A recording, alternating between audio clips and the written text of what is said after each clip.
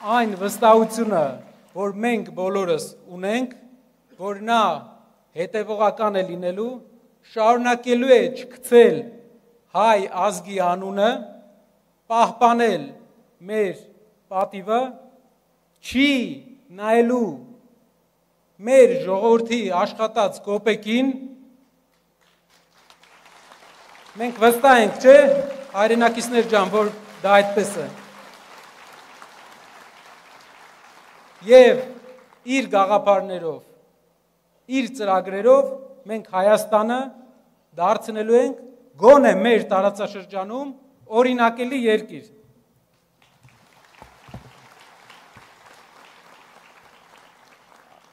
Մեզ նաև շատ են քննադատում, ասում են ուր գնում եք, իսկ մենք շատ շրջաններում մարզեր ենք գնում, ու ասեմ իմ ամենահաճելի, ինձ համար ամենահաճելի մասն է դա, որովհետև այն էներգիան, այն դրական էներգիան, որ մենք մարզերից ու գյուղերից ստանում ենք, աննկարագրել է այս ամբողջ process-ում, այս հորձանոթում ինչի մեջ մենք հայտնվել ենք, իմ համար ամենաուրախ օրերը ես տեսել եմ գյուղերում, այցելելով գյուղեր։ Շատերը խոսում են, որ գյուղերում մարդիկ ունեն պրոիշխանական հայացքներ եւ իրենց ձեռք է տալիս այս ամենը ինչ տեղի է ունենում։ Ես վստահեցնում եմ, դա առասպել էր, գյուղերում մենք տեսանք մեծ հակազդեցություն եւ գյուղերում տեսանք գաղափարներ։ Մեզ առաջարկում էին այնպիսի գաղափարներ, անգամ տնտեսագիտական, որ մեր տնտեսագիտական թիմը դեռ չէր հանգել դրան։ Ու այդ մարդիկ իրենց գաղափարները շարք են դառնալու մեր գաղափարներին եւ մենք դրանցից լավագույնները ներդնելու ենք մեր ծրագրերի մեջ։ Շնորհակալ եմ։ Շատ են քննադատում, ասում են, քաղաքական ուժը ինչպես կարող է լինել միայն տնտեսությունից խոսել։ Ձեզ մոտ ստացվում է տնտեսությունը, դրանից էլ խոսում եք։ Ասեմ շատ կարևոր բան։ Ասում են զբաղվեք քաղաքականությամբ։ Շորջ ջան, 30 տարի զբաղվել են քաղաքականությամբ։ Ոնց են զբաղվել։ Լավ են զբաղվել։ Մենք պետք է զբաղվենք տնտեսությամբ։ Մեր երկրի ղեկավարները իրենց ժամանակի 80%-ը պետք է ծախսեն տնտեսության վրա։ Երբ մենք նայում ենք օտար երկրների նախընտրական ամբողջ քարոզարշավները, բոլորը տնտեսության մասին են։ Նայում ենք Հայաստանինը, բոլորը իրար մասին է։ Մարդիկ իրար մասին են մենակ խոսում։ Կյանքի, ասում են, ինչ կապ ունի Թալինում ինչ ես կառուցելու։ Երկրում դու պետք է քաղաքական ինչ-որ միտք տաս, բայց Թալինում կառուցած գործարանից, Արմավիրում կառուցած մթերման կայանից է մեր երկրի տնտեսությունը ստեղծվում, մրցակցությունը ստեղծվում։ Եթե մենք մեր շրջանները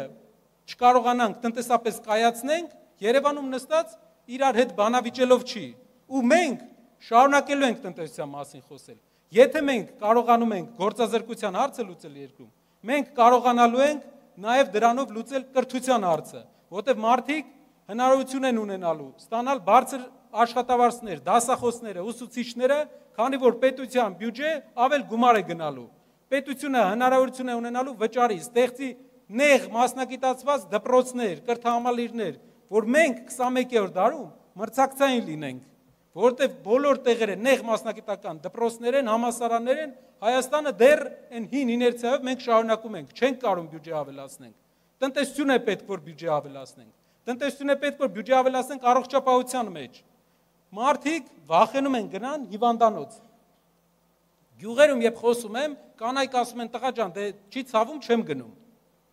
Գնամ ծախսեմ անելու, ես է չգիտեմ, ինչի հետևանք դա լինելու։ Շատ կարևոր է, որ երկրում լինի ապահովագրություն, բայց ճիշտ մշակված։ Եվ շատ կարևոր է, որ մարդիկ ունենալով աշխատանք, հնարավորություն ունենան չնայեն իրենց գրպանին, գնան ուղղակի իրենց առողջությանը հետևեն, առանց վախի։ Եվ դա էլ է տնտեսություն։ Մենակ գործազրկությունը հաղթելով մենք դրան կգանք։ Երրորդ բանը, որ կուզեի ասել, էլի որ ասում են, մի հատ մեր անվտանգությունից ինչու չեք խոսում։ Սամվել Կարապետյանը իր մի ելույթի ժամանակ ասել է, մեր 44 օրյա պատերազմի անհաջողությունը մի բանից էր։ Մի շարք բաներից էր, որից ամենակարևորներից մեկը մի բան է։ Դա հարուստի ու աղքատի պատերազմ էր։ Հայ ժողովուրդը 2 օրվա ընթացքում ռազմաճակատ է ուղարկել